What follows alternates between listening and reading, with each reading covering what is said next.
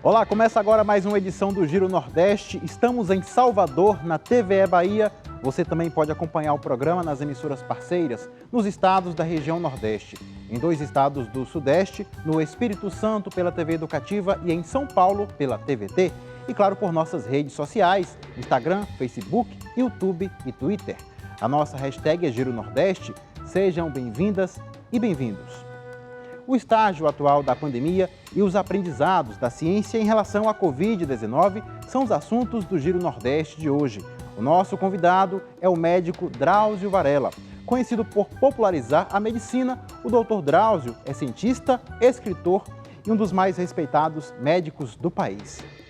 Eu sou o Juraci Santana, da TVE Bahia, e vão participar do programa de hoje em seus respectivos estados. Carla Soraya, da TV Ceará, Paiva Rebouças, da TV Universitária do Rio Grande do Norte, Josimar Paraíba, da TV Universitária de Recife, em Pernambuco, Pedro Nascimento, da TV Aperipê, em Sergipe, Henrique Douglas, da TV Antares, no Piauí, e Zema Ribeiro, da Rádio Timbira, no Maranhão. Eu quero agradecer a todos e todas pela participação e vamos começar a nossa rodada de perguntas aqui pela Bahia. Dr. Drauzio, depois de décadas vacinando nossas crianças contra inúmeras doenças, é possível afirmar que existe hoje no Brasil uma campanha contra a vacinação das crianças para a Covid-19? E se essas crianças não forem vacinadas e morrerem, quem vai pagar por isso? Seja muito bem-vindo. Muito obrigado, Juraci. É um prazer estar aqui no Giro Nordeste mais uma vez. Eu acho que nós temos uma situação que a gente nunca enfrentou no passado. Todos já devem ter ouvido falar na revolta da vacina, no começo do século, na cidade do Rio de Janeiro, quando Oswaldo Cruz, o sanitarista Oswaldo Cruz, pretendeu vacinar as crianças todas e a população toda contra a febre amarela. E houve, por razões de um mau entendimento do que era a vacina, muita ignorância naquela época, houve uma revolta da população. Mas é a primeira vez que nós temos agora uma campanha de vacinação em que as pessoas que querem desencorajar a vacina fazem parte do primeiro escalão da República. Agora é o governo federal que está contra a vacina. Isso é inédito na história do país.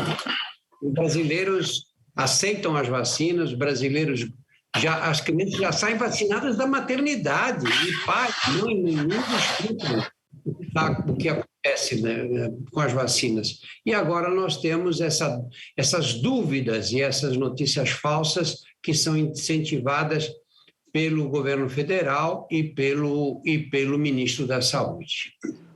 Obrigado, doutor Drauzio. Nós seguimos com o Giro Nordeste. Vou só pedir aos nossos colegas entrevistadores para deixar o microfone desligado, para não gerar nenhum barulho. Seguimos aqui com o Giro Nordeste. Vou chamar agora a Carla Soraya, da TV Ceará. Olá, Juraci, colegas de bancada virtual, ao público que nos acompanha. Mais uma vez, muito grata à participação aí do Dr. Drauzio Varella. Dr. Drauzio, a Associação de Vítimas da Covid está movendo uma ação na Justiça pedindo 200 milhões de reais para ajudar na indenização e na criação de crianças que ficaram órfãs e de famílias de profissionais da saúde que ficaram incapacitados por conta da Covid-19. Isso está acontecendo em Dourados, no Mato Grosso. Então, isso pode aumentar no país, outras associações em outros estados podem entrar na justiça pedindo essa reparação dos governos por falta de apoio. E outra questão, os conselhos de medicina federal e os regionais também podem ser incluídos nisso por sua ausência, silêncio, ou até mesmo conivência com tudo o que aconteceu aqui no país? Olha, Carla, se a gente analisar todo o histórico da pandemia, no começo a gente não sabia. A doença estava na China. Nem a Organização Mundial da Saúde reconhecia como pandemia. Eu mesmo me equivoquei nesse início, porque as notícias que chegavam da China eram tão fragmentadas que não dava a impressão de que aquele vírus teria a capacidade de provocar uma pandemia.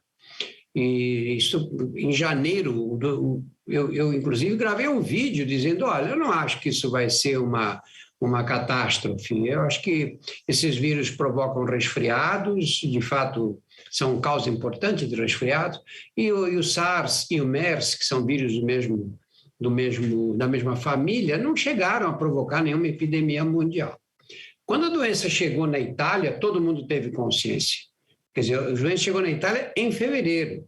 Quer dizer, em janeiro achava que não ia acontecer nada, em fevereiro mudei completamente e saí falando, olha, é muito pior do que o que a gente imaginava, porque nós começamos a receber as notícias do que acontecia com as UTIs italianas. Agora, se você analisa desde esse princípio, qual foi a posição do governo federal? Desculpa. A posição qual foi? E contra a aglomeração, e contra o isolamento, favorecendo, dando exemplos de como se faziam essas aglomerações. E mais tarde, quando ficou claro que o uso de máscara era muito importante, o governo fez uma campanha contra as máscaras.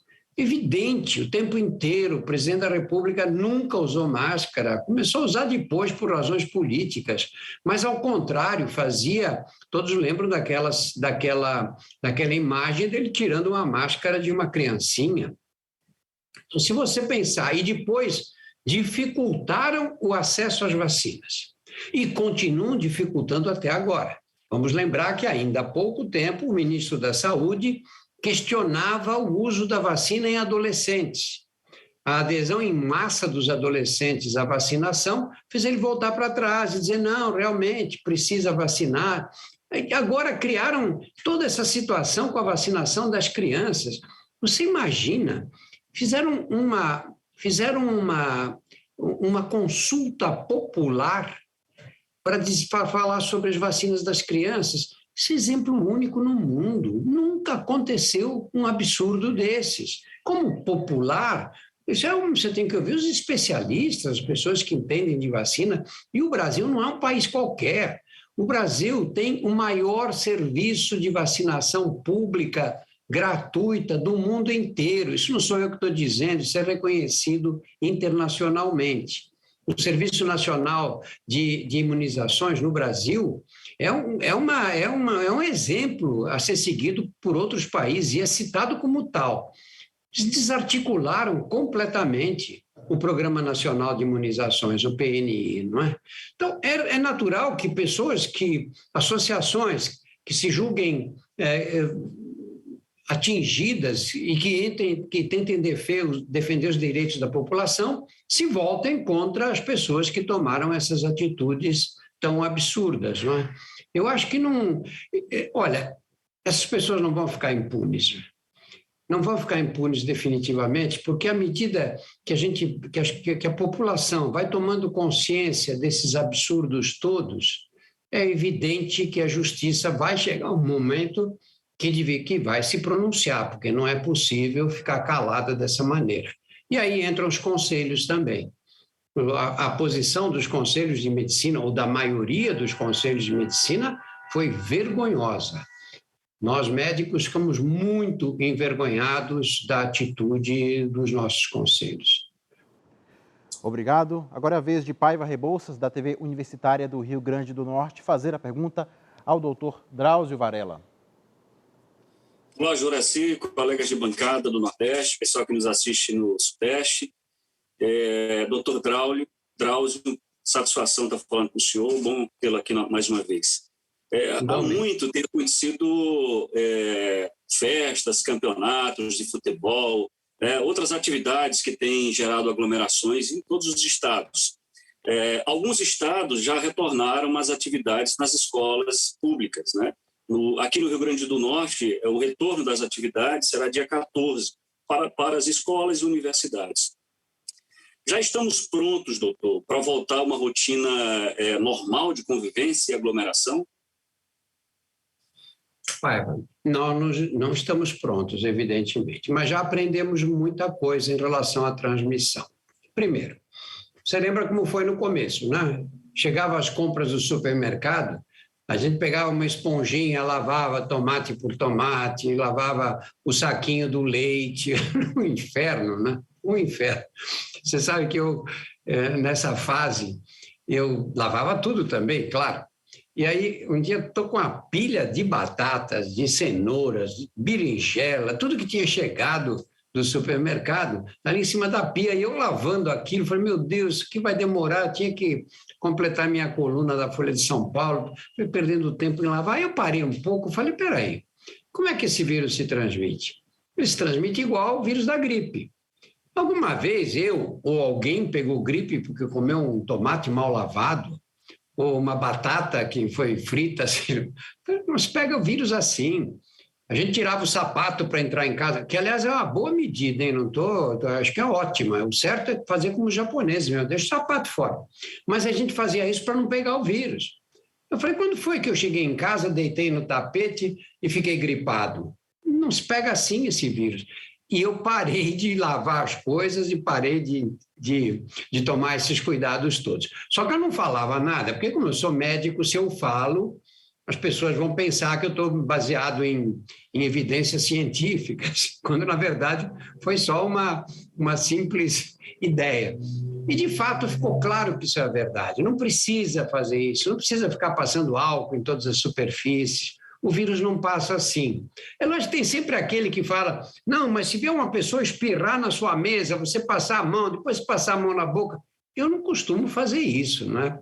Que eu saiba, eu nunca fiz. Então, não é assim que se pega o vírus. Né? Parece aquela história da AIDS, que a pessoa diz, se eu sentar num assento, num banheiro público, eu posso pegar o vírus? Não é assim que se pega, não é? Então, está claro isso. Depois ficou claro que ao ar livre é muito raro pegar o vírus. As estatísticas mostram que o número de pessoas que adquiriu realmente o vírus ao ar livre é muito pequeno. Volta à mesma história. Ah, mas se eu saio sem máscara, aí eu abraço a minha amiga, eu dou 2 beijinhos, e aí vem o outro, eu aperto a mão, abraço. Bom, aí é um contato físico, não é? Aí você pode adquirir o vírus, é claro. Mas se você está andando na rua, não vai ser desse jeito que você pega. Você pega onde? Você pega no ambiente fechado, especialmente naqueles que são mal ventilados. E esse ambiente pode ser qualquer um, especialmente a sua casa. Você reúne aí a família, tudo gente saudável, ótima, mas você não sabe como essas pessoas estão se cuidando, não é?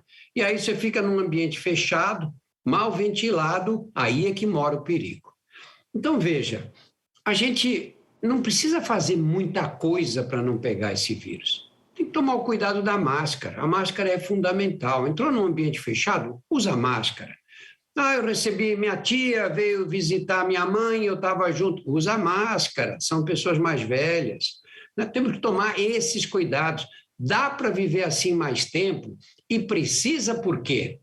Precisa porque esse vírus não vai embora com facilidade. Já está claro isso. Nós estamos vacinados, a maioria das pessoas estão, e ainda assim, pessoas vacinadas pegam o vírus. A diferença qual é? A diferença é que elas não vão morrer, elas não vão ter doença grave, o que não é pouco, não é? Olha, o Hospital Emílio Ribas, que é uma das referências aqui em São Paulo, acaba de publicar uma estatística mostrando que das mortes que eles tiveram, 85% das pessoas não estavam vacinadas ou tinham recebido uma dose só, portanto, vacinação incompleta. 85%. Se esse dado não convencer as pessoas de que a vacina é útil, precisa o quê, né, na verdade? Então, pai, acho que nós vamos passar por essa fase, tomar esses cuidados. Nós éramos muito descuidados. Quantas vezes você não chegou numa festa e encontrou uma amiga e você foi beijá-la e ela falou, não me beija que eu estou resfriada. E aí te dá a mão cheia de vírus, né? Que ela suou o nariz, etc. Né? Quantas vezes? Pô, uma pessoa resfriada vai a uma festa e não usa máscara. Olha que nível de falta de civilidade, não é? Mesmo no Japão, se eles fazem isso, O nariz está escorrendo. Um japonês que tenha alergia, rinite alérgica, ele sai de casa de máscara. Ele não vai passar rinite alérgica para os outros por causa disso. Mas ele sai porque ele tem medo que os outros achem que aquilo é um resfriado e vão achar que ele é um cara absurdo, não é? De andar assim na rua, né? E vamos girar, temos muitos assuntos para tratar com o Dr. Drauzio Varella. Quero chamar agora Josimar Paraíba, da TV Universitária de Recife, em Pernambuco. Agora, microfone ligado. Olá, Juraci, colegas de bancada, doutor Drauzio, que prazer estar aqui com o senhor. A gente tem, doutor, por parte do nosso querido presidente, um discurso anti-vacina desde o início da pandemia, ataques à Anvisa e aos seus técnicos também por parte do presidente. A gente tem por parte do ministro da Saúde falas a respeito que não tem necessidade, não tem urgência, não tem emergência para trazer a vacina para as crianças, no começo da vacina para as crianças, naquele período. Ele, em outro momento, fala de índices equivocados de óbitos, na relação de óbitos de crianças relacionados à vacina. Faz estardalhaço sobre o caso daquela menina que foi internada após tomar vacina. A pergunta vai nesse sentido, é sobre esse padrão bolsonarista de desinformação. Até que ponto esse padrão bolsonarista de desinformação, de reforço à negativa da vacina, em especial a vacina de crianças, que é o caso, até que ponto ele é pensado, calculado e consciente, doutor Drauzio? O senhor poderia explicar para a gente? Eu acho que ele é pensado, calculado e consciente. Se você me perguntar, Josimar, mas por que eles fazem isso? Aí eu não sei te dizer, porque você não consegue encontrar lógica no absurdo. Então, não há como a gente saber por que é que eles adotaram esse modelo de comportamento. Agora, a verdade é que adotaram. E a verdade é que isso está tendo uma repercussão importante. Olha como estão as vacinações das crianças. Tem filhos, Josimar? Tenho 3 que não são mais crianças. Não são mais crianças. Mas quando eram crianças, chegava a data de vacinação, o que você fazia? Você ia lá e falava, não, essa vacina é segura, não é segura. Você nem queria saber da marca da vacina, nenhum de nós queria. Você pegava os filhos, levava lá e vacinava, e anotava na carteirinha, na caderneta de vacinação. Até completar a caderneta. Até completar a caderneta. Isso foi sempre o que nós fizemos. O Programa Nacional de Imunizações é de 1973, é da ditadura militar em 73, e veio de lá se aprimorando, preparando técnicos, foi super bem conduzido. Agora, no início desse governo, a pessoa que mais entende de vacinações no Brasil, em massa, que é a Carla Rodrigues, o que fez ela? Pediu demissão, se aposentou, porque ela falou, não vai dar para trabalhar com essa gente. Se aposentou. O PNI ficou sem direção, agora 4 ou 5 meses, ou talvez mais até. Tiraram simplesmente o diretor. O ministro da Saúde anterior era um general do Exército, que quando assumiu o ministério falou, eu não conhecia o SUS, porque eu sempre me tratei em hospitais militares. Você não conhecia o SUS? Como é que aceita um cargo desses? Sabe, é a mesma coisa que eu ser convidado para ser ministro da Aeronáutica. Eu vou chegar e dizer, olha, eu não entendo nada de avião. Pô, mas você aceitou o cargo? Qual é? O que você pretende com isso, né?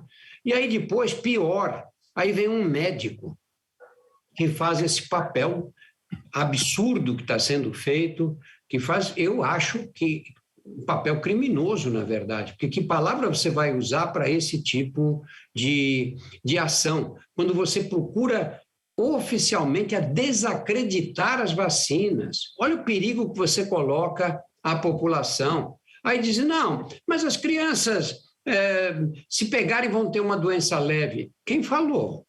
Quem falou? Eu vivi uma época, quando era criança, que não tinha vacina. Eu tive sarampo, catapora, tosse comprida, difteria, o diabo. Escapavam os fortes, né? Os mais fraquinhos iam embora. Só não tinha poliomielite, que era uma praga naquela época. Muito bem. Todas as crianças que pegam sarampo vão morrer? Não. A maioria se cura, como eu me curei. Mas existe uma pequena porcentagem de crianças que vai ter complicações. E você vacina os seus filhos por quê? Para que não seja o seu filho, os seus filhos, uma dessas crianças.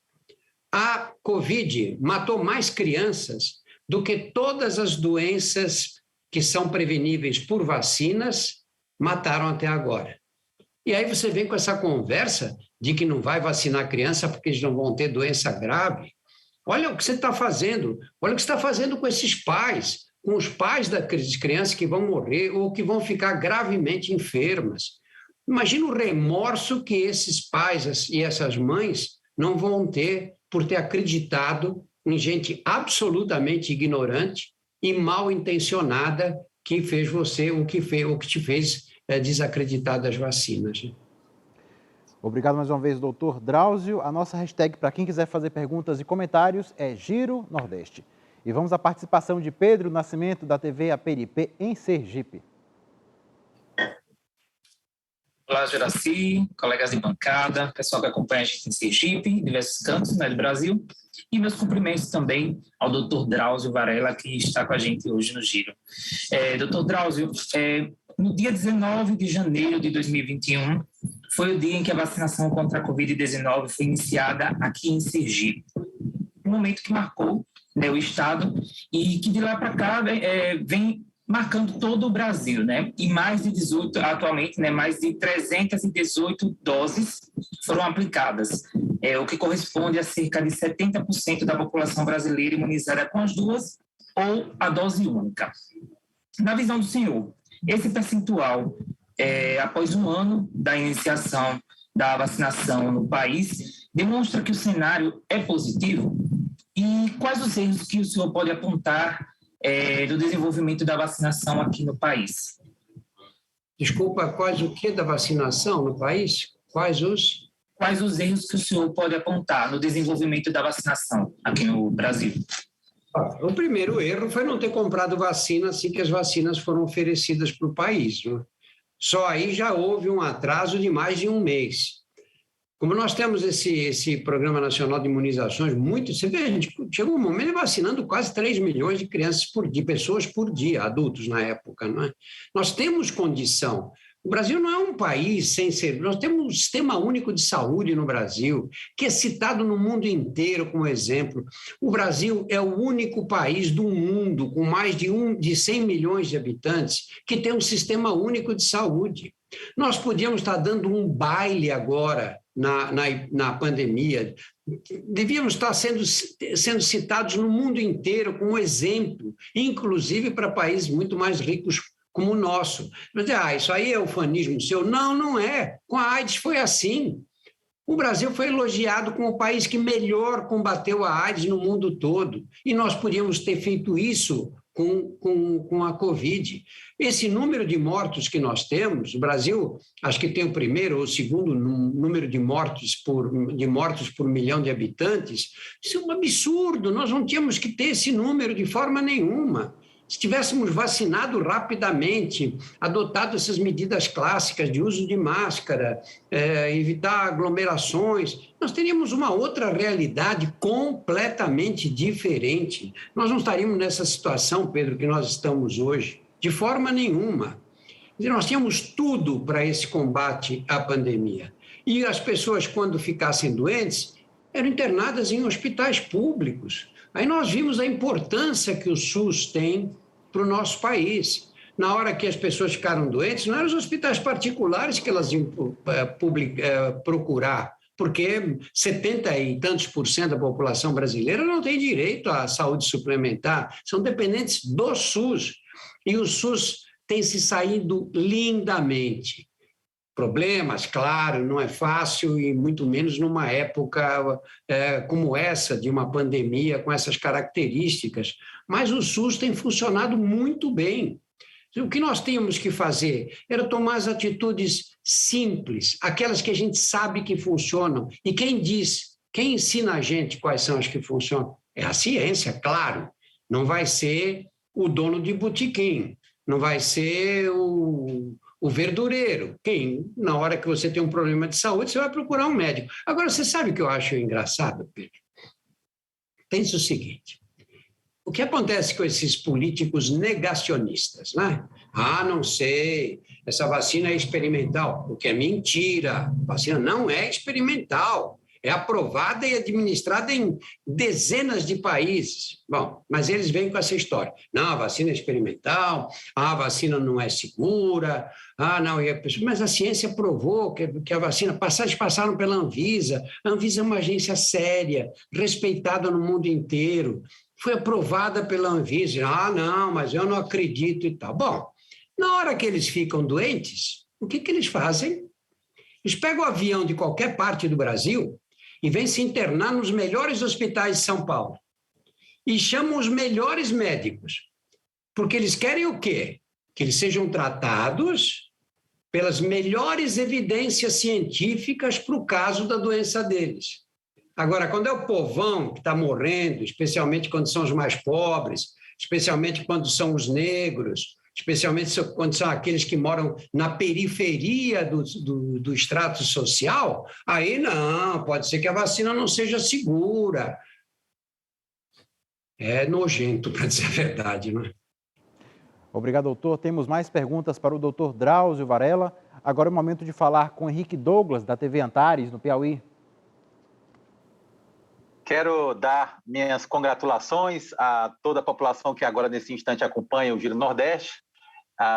Falar também com o grande Ébano Elegante, que é esse grande apresentador, e também dar as boas-vindas ao Dr. Drauzio. Dr. Drauzio, o senhor inclusive falou já de um assunto que tem tudo a ver com a pergunta que eu vou fazer para o senhor. Obrigatoriamente, nós tivemos que nos distanciar das pessoas e, diante disso, eu creio que, de forma imperceptível, estamos perdendo atos e atitudes que, no meu entender, colaboram com a nossa saúde mental e espiritual. O abraço, o apertar da mão, o aconchego, o afago. Nas suas aventuras, doutor, a impressão que o senhor me dá é que o senhor é um bom leitor da alma humana. E eu queria perguntar para o senhor, como essa ruptura pode mudar esse traço característico do brasileiro? Eu acho que bastante. Acho que não será definitiva essa mudança, Henrique, mas... sabe, você pega outros países, se é o Japão, as pessoas não apertam a mão uma da outra, elas abaixam a cabeça.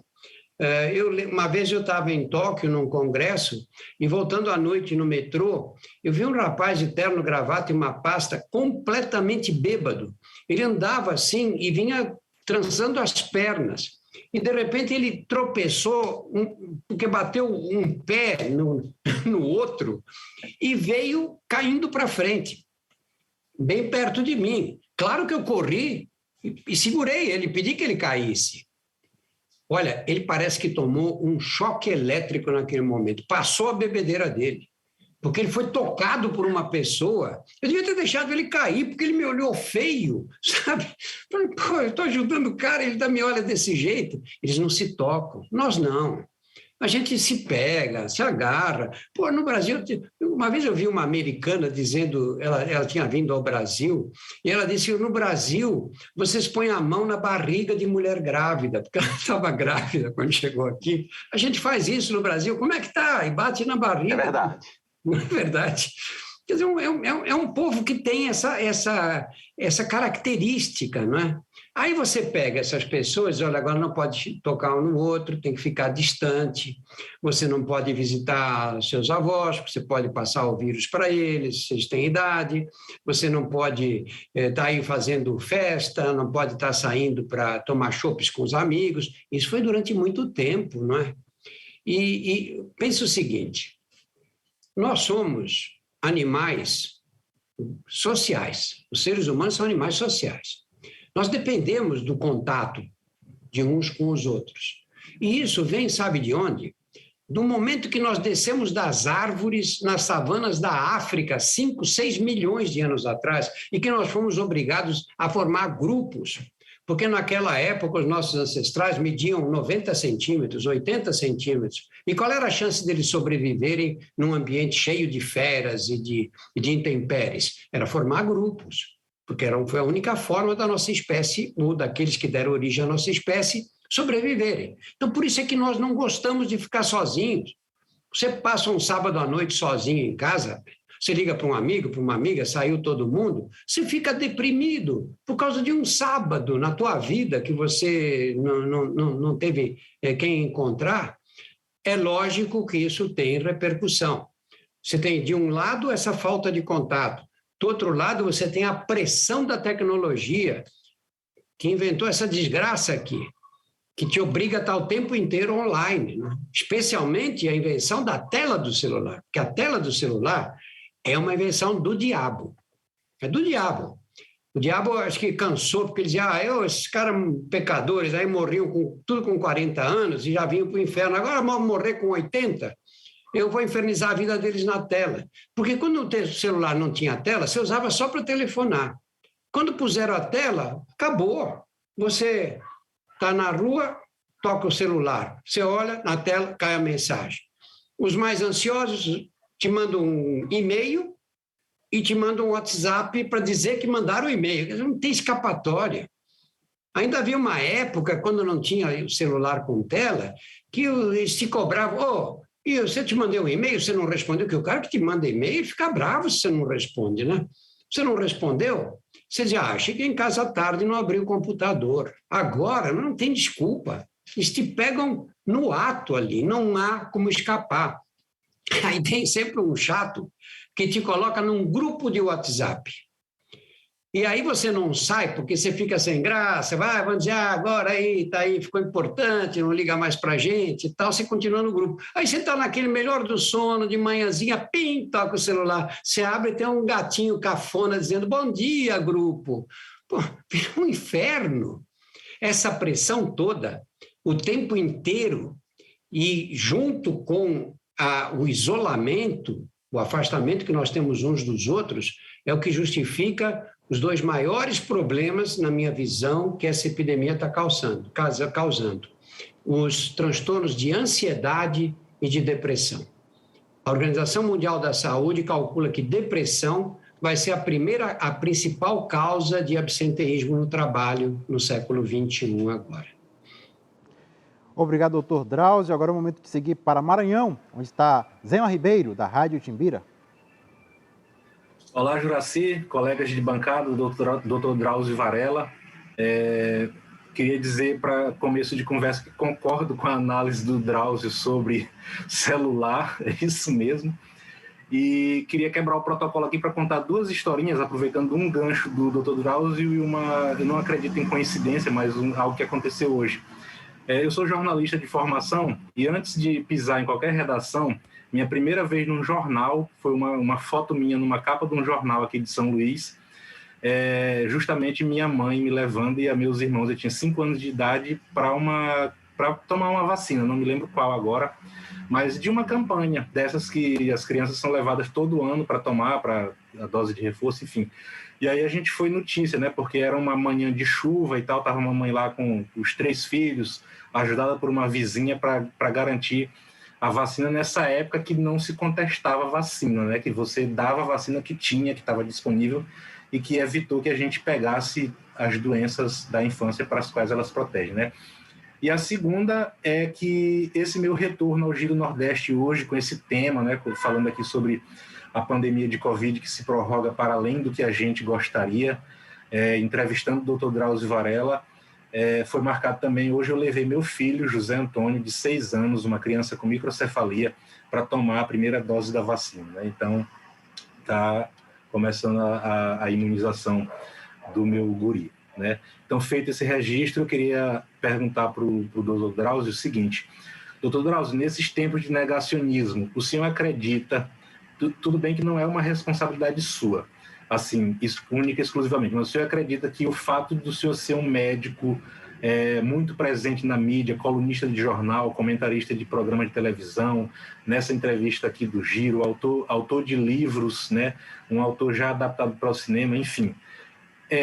Essa sua presença na mídia, o senhor acredita que ajuda com que seus posicionamentos sejam melhor aceitos?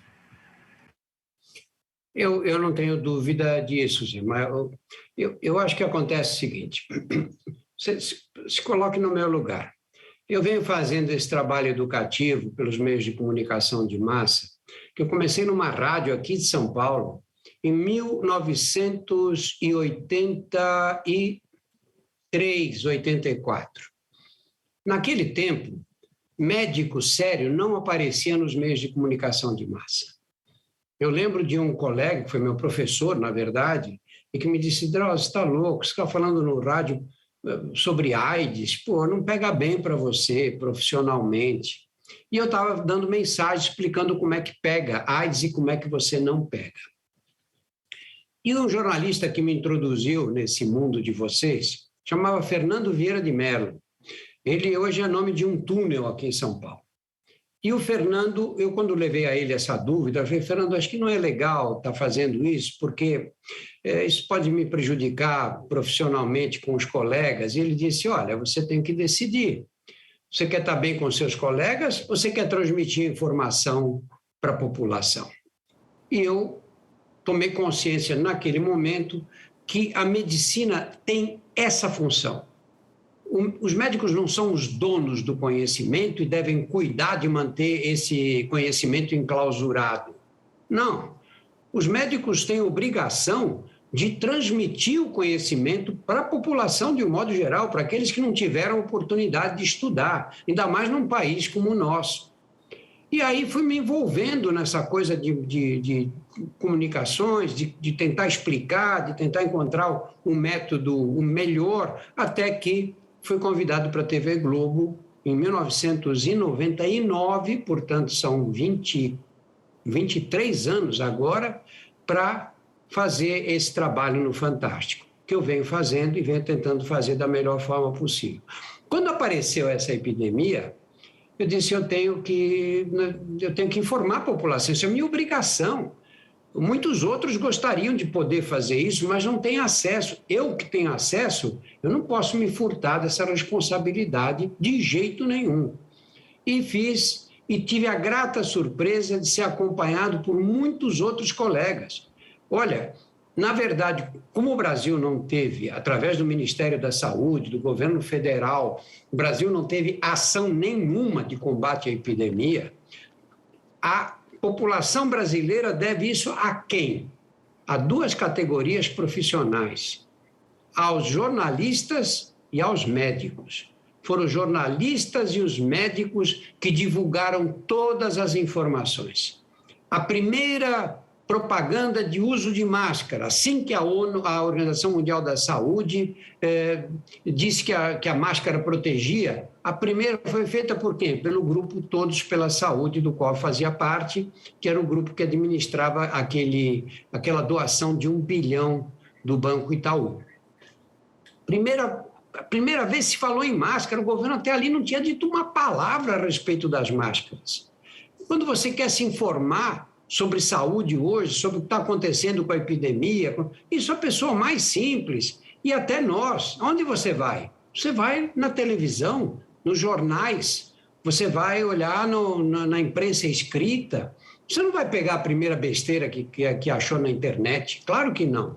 Então, quem fez o combate mesmo da epidemia no Brasil, em função da falta da presença do governo federal e do Ministério da Saúde, foram os jornalistas e os médicos. E apareceram médicos com grande capacidade de comunicação.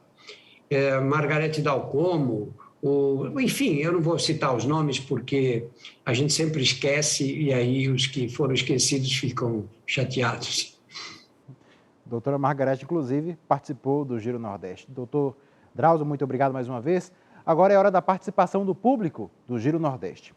O Iago Soares, de Fortaleza, no Ceará, enviou a seguinte pergunta: as pessoas que foram vacinadas contra a Covid e foram infectadas, mas foram assintomáticas, vão ter sequelas no futuro? Desculpa, eu não entendi. As pessoas que foram vacinadas... As pessoas que foram vacinadas, ficaram assintomáticas, vão ter sequelas no futuro? Olha, nós temos visto casos de pessoas que foram vacinadas e ainda assim pegaram o vírus, né? A Omicron, ela dá mesmo em pessoas que não foram vacinadas, embora seja muito menos grave. Nós temos visto alguns casos de pessoas que depois tomaram as 3 doses da vacina e depois ficam se sentindo meio derrubadas ainda por um tempo, mas muito menos do que o que acontece com as pessoas que não receberam a vacina. Então, você pode ter uma Covid mais prolongada, mesmo tendo sido vacinado, mas ela não será tão prolongada quanto a das pessoas que não tomaram a vacina. Obrigado mais uma vez. Esta entrevista está sendo exibida por televisões e rádios públicas e vamos a mais uma pergunta daqui da Bahia para o médico Drauzio Varella. Doutor, se o senhor assumisse hoje a função de ministro da Saúde do Brasil, o que faria em relação à pandemia da Covid-19? Olha, Juraci, seria um desastre. Eu acho que esse é um erro que acontece com a população de um modo geral e com os políticos em particular. Você pega uma pessoa que faz razoavelmente bem aquilo para o qual ela foi treinada e desloca para uma posição para a qual não está preparada. O ministro da Saúde tem que ser uma pessoa que, primeiro, entenda de administração pública, porque não é fácil você pegar um ministério num país desse tamanho, entender as diferenças regionais e achar que você resolve tudo. Você não faz a máquina andar. Você tem que ter um conhecimento, saber quais são os postos chaves em que você vai colocar gente preparada. Você tem que ter uma equipe, você sozinho não faz nada. E aí, acertando, errando, procurando encontrar os melhores caminhos. Isso é coisa para profissionais, não precisam ser médicos, não. É coisa para profissionais, pessoas que entendem de administração. E esses são capazes de fazer. Se você consegue juntar as duas coisas, ótimo, aí é o ideal, mas nem sempre é fácil. Eu não tenho preparo para essa área administrativa, não tenho preparo nenhum. E pior são as pressões políticas, você tomar uma decisão com base no que vai atender os anseios do grupo que te apoia, é um desastre realmente. Doutor, obrigado mais uma vez. E temos mais perguntas, vamos chamar novamente Carla Soraya, da TV Ceará.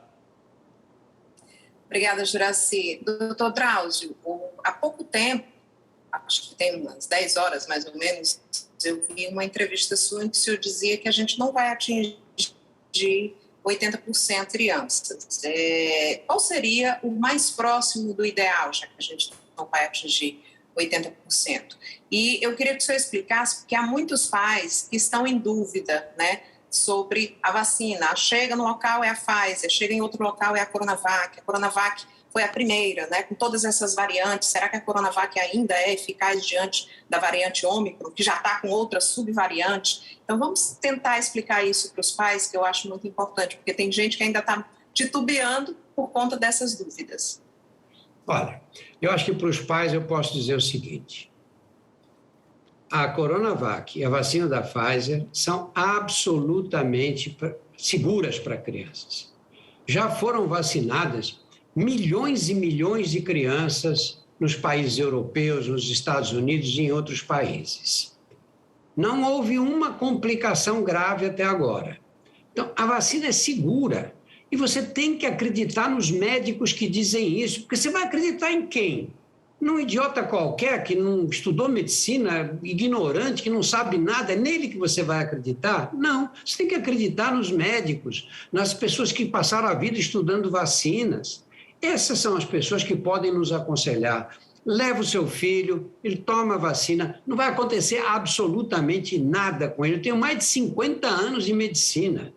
Eu nunca vi acontecer um problema sério com essa vacina e já vi milhões de pessoas serem vacinadas. Então, a segurança da vacina é absoluta, praticamente. Não tem que ouvir as pessoas falando, não, mas pode ser nada. Leva o seu filho, ele toma a vacina, vai correr tudo bem. O que nós temos agora? Nós temos um problema sério. Primeiro, as vacinas nessa distribuição é um pouco irregular. Mas não é só isso. As pessoas não levam os filhos. Porque você toma uma vacina, você mesmo, né? Alguém te diz, olha, Carla, essa vacina tá aí, é meio experimental, você pode tomar, você pode passar mal, você pode virar jacaré e tal. Você pensa um pouco, aí você diz, quer saber? Tudo bem, mesmo que você não confie muito, você diz, eu vou lá e tomo, os médicos estão falando que é para tomar, eu tomo. Na hora que isso acontece com o seu filho, você hesita. Na hora que diz que o seu filho poderá ter problemas tomando a vacina, você hesita, porque o filho, pelo amor de Deus, né, é o amor maior que nós temos na vida, é o amor dos filhos, né, com os filhos. Então, essa é a maldade, a crueldade que esse pessoal tem feito. Jogar essa dúvida nas mães e nos pais. E aí, mas eu também não quero que meu filho adoeça a ponto de chegar a ter sequelas, como a gente está vendo, né? Com adultos, imagina com crianças. Pois é. Mas se você tem dúvida que a vacina pode fazer mal, se te passa essa dúvida pela cabeça, o mínimo que você faz é esperar um pouco mais. E essa espera pode ser fatal, pode ser nessa espera que a criança seja infectada. Nós estamos voltando para as aulas aí, temos que voltar mesmo, não vamos deixar as crianças fora das aulas a vida inteira. Abre bar, abre botequim, tem baile e não tem escola, né? Que é a coisa mais absurda, não é? Então, eu acho que esse problema das crianças, você leva... Você, quando teve filhos, você foi à maternidade, você quer saber que vacina vocês vão dar para o meu filho, porque ou para a minha filha. Você não faz isso. A criança já sai de lá vacinada e com um cartãozinho para você cumprir aquela sequência. E você vai e cumpre, e deve cumprir. A vacina da Covid tem que entrar nesse cartão, no cartão de vacinações, como você vacinou contra sarampo, coqueluche, difteria, tétano, entra a Covid também. Obrigado mais uma vez, doutor. Pode continuar. Não é... Não, é sobre o percentual que o senhor não respondeu. Se o senhor acha que 80% a gente não vai conseguir chegar, mas pelo menos quanto seria o mais próximo desse ideal? Não sei, Carla, eu não sei. Eu acho que ninguém tem esse número. É lógico que quanto mais gente vacinada, melhor. Aí a pessoa vem com a seguinte dúvida. Bom, mas se eu vacinei meu filho, mesmo vacinado ele pode ter a doença? Pode. Que a vacina não protege contra a infecção, protege contra a doença grave. Agora, então qual é a vantagem? Ele mesmo vacinado pode transmitir o vírus? Pode, mas como ele não vai ter uma doença grave, isso está muito bem demonstrado em vários trabalhos científicos. Quanto mais grave a doença que você tem, maior é a carga viral que você carrega e maior é a carga viral que você transmite. Então, uma pessoa que está na UTI, entubada, doença gravíssima, ela passa para a enfermeira que cuidou dela, essa enfermeira tende a ter uma doença grave, por isso morreu tanto pessoal de enfermagem no Brasil. As enfermeiras foram as maiores vítimas, porque são elas que estão ali do lado dos doentes, não é? Agora, se você tem uma doença leve, você tem uma carga viral baixa, que está controlado, o teu sistema imunológico está dando conta parcialmente, mas está dando conta.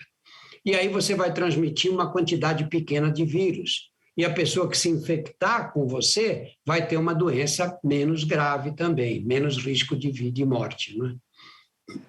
Obrigado mais uma vez, doutor Drauzio. Quem está acompanhando o Giro Nordeste pode fazer comentários nas nossas redes sociais, Instagram, Facebook, YouTube e também o Twitter. Vamos falar mais uma vez com o Paiva Rebouças, da TV Universitária do Rio Grande do Norte. Obrigado, Juraci. Doutor Drauzio, duas perguntas objetivas. Antes dessa última onda, alguns especialistas aqui no Brasil estavam falando do fim do uso da máscara. Alguns países, como os Estados Unidos, tinham abolido o uso da máscara, acho que no ano passado, não sei se continua.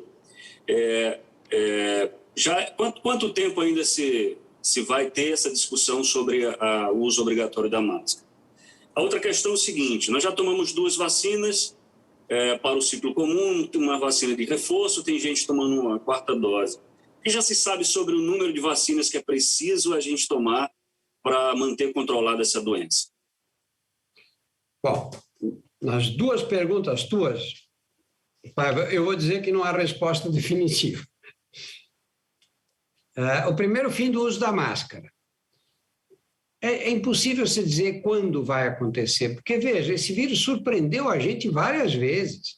Você lembra, no começo de 2020, quando começou a pandemia, que a gente dizia, tomara que venha logo o pico, porque a gente imaginou que ia ter um pico de infecções, mortes e tudo, e depois ia cair rapidamente, né? Nós nos surpreendemos quando percebemos que esse pico virou um platô, e esse platô veio com muitas mortes. Aí apareceu uma variante nova, outro pico, que foi a variante Delta, com uma mortalidade altíssima. E aí, quando eu disse, bom, está caindo tudo, aí em novembro do ano passado a situação estava ficando boa, a gente começou a relaxar, vem a Ômicron. Eu nunca vi um vírus que se transmitisse tão depressa quanto a Ômicron. Impressionante. Vocês todos que estão aqui, garanto que todos tiveram casos na família, todos tiveram amigos próximos que pegaram Covid. Então, um número muito grande de pessoas infectadas. E agora, o que vai acontecer? Não sei. Será que pode surgir uma outra variante? Claro que pode.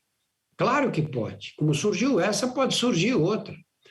A única solução que nós temos é vacinar. O que nós sabemos da vacina? Que precisa de 3 doses. Chamar de dose de reforço está errado, porque a gente já sabe que com 2 doses só você não tem uma imunização suficiente. Vai precisar da 3ª dose. E a 4ª dose? O mundo ainda não consegue explicar. Tem vários estudos sendo feitos. Houve um estudo pioneiro em Israel, que foi um dos países que mais rapidamente começou a vacinar, e eles não encontraram impacto grande com esta 4ª dose. Depois de quanto tempo nós vamos ter que vacinar de novo? Porque a taxa de anticorpos vai caindo.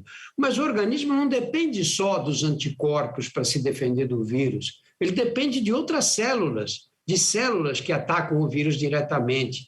E nós não temos muito bem o conhecimento dos níveis protetores de imunidade em relação ao coronavírus. A epidemia vai acontecendo e nós vamos aprendendo à medida que ela se dissemina. Então, o uso da máscara vai ter que ficar a critério de cada um. Eu vou usar em lugares fechados por muito tempo, até praticamente não ter nenhum caso por perto. Aí, bom, agora já pode. Os países que falam, vamos parar com a máscara, a Inglaterra fez isso, né? Você olhava nos pubs que apareciam na televisão, todo mundo sem máscara, tomando cerveja e tal. Recuaram, né? Nos Estados Unidos a mesma coisa. Recuaram também, porque tomaram essa medida muito precocemente. Eu acho que, em relação ao convívio social, ainda é mais complexo. Precisa tomar mais cuidado, porque as pessoas não podem ficar assim pelo resto da vida. Mas a máscara, tenha dó, né? Uma coisa tão simples. Me incomoda. Vocês aí que estão num lugar quente aí, que é o diabo. Eu aqui em São Paulo, que é pior do que o Nordeste, porque aqui é tudo de cimento. Eu não passo calor aqui, eu não gostaria de sair para a rua sem camisa? Claro que eu gostaria, mas eu tenho que pôr a camisa por uma questão de bom comportamento social, né? E a máscara vai ser a mesma coisa. Obrigado, seguimos com mais questões para o Dr. Drauzio Varella. Momento da pergunta de Josimar Paraíba, da TV Universitária de Recife, em Pernambuco. Josimar, nosso tempo está curtíssimo, aquela pergunta bem enxuta. Vou tentar ser rápido aqui. Doutor Drauzio, acabamos de completar 40 anos da AIDS no Brasil, se eu não estiver enganado, o dezembro último, a gente completou desde o começo da década de 80, né? Naquela época, praticamente era uma sentença de morte, né? A constatação da AIDS era uma sentença de morte para cada um. O tratamento evoluiu tanto que hoje o paciente é capaz de viver sem a detecção da doença no sangue, mesmo sendo portador. É incrível como evoluiu. Mas, apesar do Programa Nacional de Tratamento e Prevenção de AIDS ser uma referência para o mundo, o nosso querido presidente exalta que tratar paciente com AIDS é uma despesa para todo o país, né? Foi retirada a palavra AIDS do órgão do Ministério da Saúde que cuida das doenças sexualmente transmissíveis, né? Não se permite a entrada nas Forças Armadas de quem é portador do HIV. existe uma associação foi feita uma associação por parte do presidente, uma associação de palavras, né, da vacina da Covid com AIDS, imagina. E a ministra Damares aparece pregando abstinência de jovens, como se isso fosse alguma solução para esse caso. Até que ponto, doutor Drauzio, essas ideias fundamentalistas, esse moralismo no governo Bolsonaro, esse tipo de discurso atrapalha o combate à prevenção do HIV, principalmente num período de pandemia como do Covid, de tanto isolamento e subnotificação? Josimar, nós temos que lidar com a realidade. Você não pode combater uma epidemia com ideologia, com ideias, não é? Eu lembro no começo da AIDS, qual era uma das estratégias, no mundo inteiro, não foi só no Brasil, não, era de recomendar abstinência sexual. Então, abstinência sexual. O Papa tinha a solução definitiva para o problema da AIDS. Ele dizia, sexo só no casamento e nunca fora dele. Tudo bem, se fosse assim, era fácil acabar. O problema com os seres humanos é que eles não obedecem a gente. Você fala uma coisa, o cara faz outra. Né? Essa é a natureza humana, é assim. Você chegar para os adolescentes e dizer, olhem, vocês têm que fazer abstinência sexual. Tá bom, vai convencer, boa sorte. Não é? Nós temos que lidar com a realidade. Nós temos que dizer para eles o quê? Olha, penetração, tem que usar preservativo. Penetração com camisinha. Nós temos hoje drogas que você pode usar, que são as chamadas drogas de PrEP, que é a droga de pré-exposição, que a pessoa toma e que não adquire o vírus, ou aquelas de pós-exposição sexual, tudo disponível pelo SUS. Não, você teve uma relação ocasional, está preocupado, corre e toma esses medicamentos. Quer dizer, é assim que se combate. Não cabe à medicina julgar a moral das pessoas. Não cabe. Porque se eu recebo você no meu consultório, eu fico olhando para você e digo, esse cara aqui tem jeito de malandro, ele tem não sei o quê, será que não roubou, será que não matou ninguém? Então eu vou embora, eu vou chamar um juiz. O médico não é juiz de ninguém. Nós temos que partir do princípio que as pessoas tomam decisões pessoais, nem sempre acertadas, segundo o nosso ponto de vista, e nós temos que respeitá-las e oferecer para elas a proteção e os melhores cuidados médicos, porque essa é a nossa função. Nós não fomos treinados para julgar, para saber quem está certo ou quem está errado. O Giro Nordeste está terminando. Quero agradecer a participação do médico Drauzio Varella. Doutor, muito obrigado mais uma vez. Eu que agradeço. É sempre um prazer estar com vocês. Viu? Eu sou meio nordestino de coração. Primeiro, porque eu moro na cidade mais nordestina do Brasil, hein? Não são vocês que moram, não. Eu é que moro. E eu vi a imigração nordestina entrar na cidade nos anos 50, 60. Eu vi aquele bando de gente que vieram construir São Paulo. E depois tenho viajado muito pelo Nordeste. E o Nordeste parece que é uma coisa só, não é? E, na verdade, são muitas culturas, não é? Compara os cearenses com os pernambucanos, com os alagoenses. É uma diferença enorme, não é? E interessante do Nordeste é que o nordestino tem o homem nordestino, eu termino já, juro por Deus. O homem nordestino é machão, né? Um sertanejo, né? Antes de tudo um forte, mas quem manda nas casas é a mulher nordestina. Obrigado, doutor. Agradeço também aos comunicadores e, claro, a você que acompanhou o Giro Nordeste conosco. A gente volta na semana que vem. Até lá.